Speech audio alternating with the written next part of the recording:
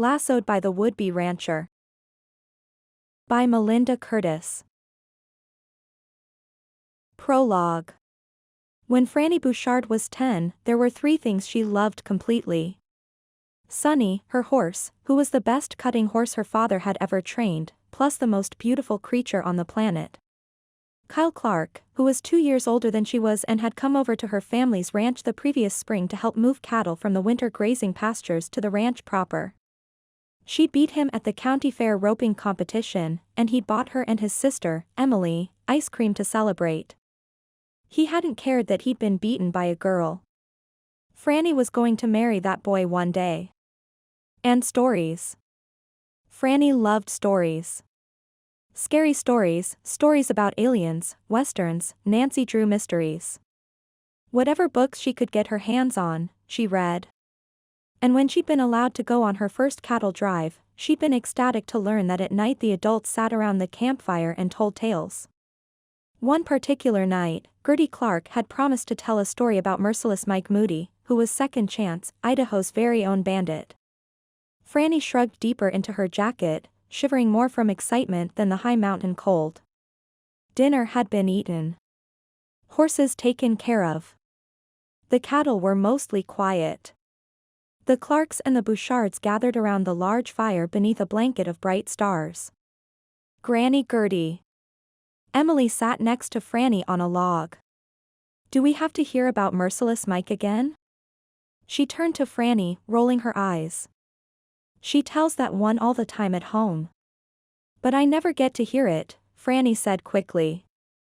Well, except for the few times she'd spent the night at Emily's house. But that wasn't the same as hearing a story of the Old West while camping out on the high plains. It's got to be merciless Mike. Gertie sat in her husband's lap. She may have been a grandmother, but she wasn't shy about public displays of affection. You can't come out along the stage route and not talk about the brassiest bandit in the Idaho Territory. You can talk all you want, Franny's father said, giving Franny a stern look. Just remember it's a myth.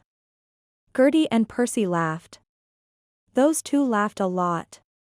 And then Gertie got down to business, turning to Kyle and the 2 girls. Some say Mike Moody grew up back east, a dandy of sorts. Others, like me, believe he was raised on a farm outside of Boise, dirt poor and envious of anyone better off than he was. Gertie's shoulder-length gray hair gleamed silvery red in the firelight. When Mike was about Kyle's age, his parents decided he'd had enough schooling and told him he'd be working the farmstead full-time. Franny spared a glance to her father, who was drinking a beer and staring into the fire. As an only child, she'd been told the silver spur would be hers one day. Some days she felt as if her father expected her to take over the ranch sooner rather than later. Just this morning, he'd made her rope strays instead of letting her horse Sunny funnel them back to the herd. Last week she'd had to go along with her dad while he mended fences, which would have been fine if he was a talker or a storyteller, like Gertie Clark. And then Mike got in over his head and pulled the trigger. While Franny's thoughts had wandered, Gertie's tale had progressed from Mike leaving the farm to him becoming an outlaw. And he ran to this valley. Made himself a hideout in the mountains, where he could see the law, a passing stage or pony express rider. A smart man would have changed his name, Franny's dad grumbled, pulling the brim of his sensible straw hat low. Percy grinned. His white hair was as long as Gertie's and looked like a waterfall beneath his tall black cowboy hat. Being good at one thing doesn't necessarily mean you'll be smart in all things. Tell that to your millionaire Monroe friend, Franny's father grumbled. Mark my words. Harlan Monroe will do something he regrets someday. He already has. For once, Percy was dead serious.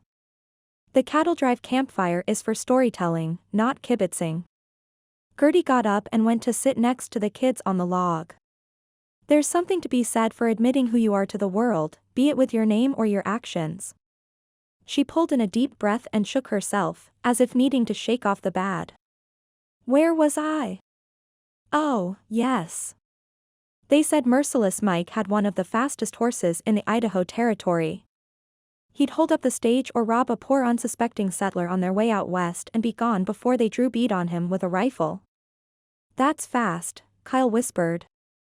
Sonny is that fast, Franny whispered back to him across Emily. It wasn't exactly the truth. Sonny was sure-footed when it came to outmaneuvering cattle, but not fast on the straightaway. Emily and Kyle laughed, but didn't argue. And neither did Gertie.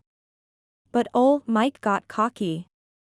He didn't get discouraged from robbing the stage when they added more protection or when he knew there was a posse traveling through the area in the hopes of catching him. He pressed his luck instead and robbed one stage too many as the good guys were closing in. I like this part. Kyle tipped back his straw cowboy hat. Emily snickered. Only because our great-great-great-something grandfather got stabbed when Merciless Mike's horse threw a shoe. Can I tell the part about old Jeb Clark? Gertie asked her grandchildren. Without interruption? Yes, Granny, the children said, including Franny. Fine. Gertie nodded and tossed her silvery red hair. Merciless Mike's horse threw a shoe in the chase. So, he crept into town and asked the blacksmith. Old Jeb, Emily said. To shoe his horse quickly. But old Jeb was busy, and he knew who Mike was, so he stalled. And then they got into it. Kyle grinned. They got into a fight and old Jeb was stabbed. Gertie leaned in close, as if this was the most important part.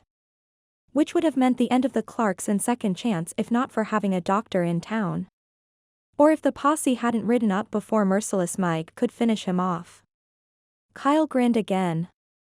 He could be a little bit bloodthirsty. Pfft, Gertie shook a finger at Kyle. When you have grandkids, you can tell the story any way you want, young man. But she said it with a smile. The posse came thundering into town, just like Kyle said. They picked up his trail heading into the mountains. And then, she spread her thin arms wide, pressing the kids back as if bringing them out of harm's way. There was an earthquake. Franny shivered. She'd never felt the earth move. Boulders tumbled down the mountain from high above. Boulders the size of bowls. Gertie's eyes widened and her voice dropped to a whisper barely heard above the crackle of the fire. Those stones knocked over trees and bounced off other boulders on their way downhill. Their collisions sounded louder than gunshots.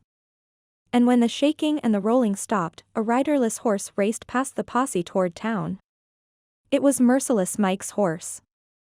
They found what was left of the bandit beneath a boulder. But they never found the gold he'd stolen. Because it's a myth, Franny's dad grumbled. Gertie and Percy just laughed.